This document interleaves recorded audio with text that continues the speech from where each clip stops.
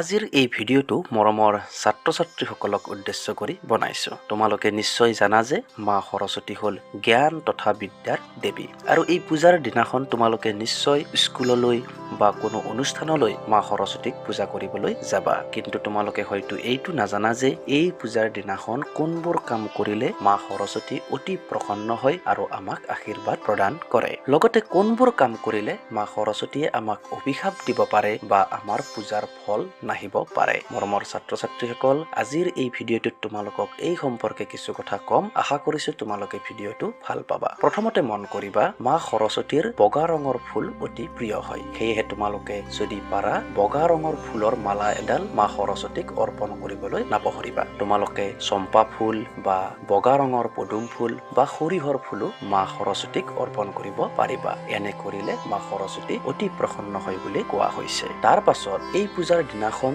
যদিহে বগা ৰঙৰ চন্দন মা সৰস্বতীক অৰ্পণ কৰা হয়, তেতিয়া হলেও মা সৰস্বতীয়ে আমাক আশীৰ্বাদ প্ৰদান কৰে তথা তেওঁ সন্তুষ্ট হয়। নেক্সট মন কৰিবা, তোমালোকে এই সৰস্বতীৰ পূজাৰ দিনাখন যদিহে পাৰা এটা নাৰিকল মা সৰস্বতীক অৰ্পণ কৰিবা বা নাৰিকলৰ পানী অৰ্পণ কৰিবা বা যিকোনো ধৰণৰ বগা ৰঙৰ ফল হওক বা বগা ৰঙৰ সামগ্ৰী মা সৰস্বতীৰ প্ৰিয় বুলি কোৱা হৈছে। তাৰ পাছত মন কৰিবা, এই সৰস্বতীৰ পূজাৰ দিনাখন যদিহে নতুন কাম আৰম্ভ কৰা হয় বা যদিহে গছ পুলি ৰোপণ কৰা হয়, তেতিয়া হলেও মা সৰস্বতী সন্তুষ্ট হয় বুলি কোৱা হৈছে। যদিহে তোমালোকে পাৰা যিকোনো ধৰণৰ নতুন কাম আৰম্ভ কৰিবলৈ চেষ্টা কৰিবা। তাৰ পাছত মন কৰিবা, এই সৰস্বতীৰ পূজাৰ দিনাখন যদিহে হালধীয়া ৰঙৰ কাপোৰ পিন্ধি পূজালৈ যোৱা হয়, তেতিয়া হলে মা সৰস্বতী অত্যন্ত সন্তুষ্ট হয় বুলি কোৱা হৈছে। কিয়নো হালধীয়া ৰংটো মা সৰস্বতীৰ অতি প্ৰিয় ৰং হয়। তাৰ পাছত মন কৰিবা,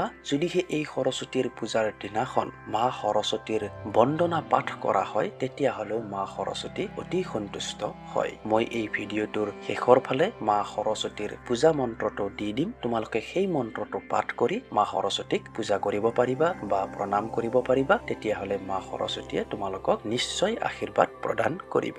এইবাৰ আমি জানো আহা যে কোনবোৰ কাম আমি এই পূজাৰ দিনাখন কৰিব নালাগে। প্ৰথমতে মন কৰিবা, এই পূজাৰ দিনাখন আমি কলা ৰঙৰ বস্ত্ৰ পৰিধান কৰি পূজালৈ যাব নালাগে বা কলা ৰঙৰ বস্ত্ৰ আমি মা সৰস্বতীৰ পূজাত ব্যৱহাৰ কৰিব নালাগে। তাৰ পাছত মন কৰিবা, এই পূজাৰ দিনাখন যিহেতু ঠাই বিশেষে গছৰো পূজা কৰা হয়, সেয়েহে পাৰিলে তোমালোকে এই দিনটোত গছ নাকাটিবা। এনেকুৱা কৰিলে মা সৰস্বতী অসন্তুষ্ট হব পাৰে। তাৰ পাছত এই পূজাৰ দিনাখন আমি মাছ মাংস ইত্যাদি বৰ্জন কৰিব লাগে, অৰ্থাৎ নিৰামিষ আহাৰহে ভোজন কৰিব লাগে। মৰমৰ ছাত্ৰ-ছাত্ৰীসকল, ইয়াৰ উপৰিও তোমালোকে এই দিনটোত ইচ্ছা কৰিলে কিতাপ বা যিকোনো পঢ়াৰ সঁজুলি হওক বা যিকোনো বাদ্যযন্ত্ৰ হওক, এইবোৰ কিনিব পাৰা বা বাদ্যযন্ত্ৰ বজোৱা বা গীত গোৱা শিকা, এইবিলাক কামো আৰম্ভ কৰিব পাৰা।